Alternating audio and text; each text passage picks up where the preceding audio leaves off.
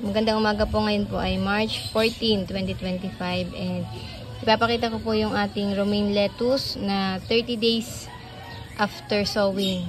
So ayan na po sila. Magaganda po. So yung romaine na ito ay Tyrol ng Condor. So 30 days po nila ngayon.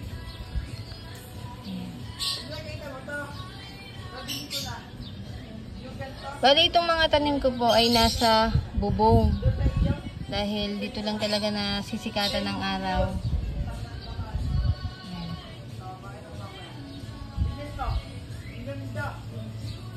So, ito po yung update po natin sa ating mga romaine. Meron din tayong punla. Kaso, ayan o, sinira ng daga. Inaakyat dito sa bubong. 3 na lang yung natira. Dati 5 to eh. So, 30 days after sowing.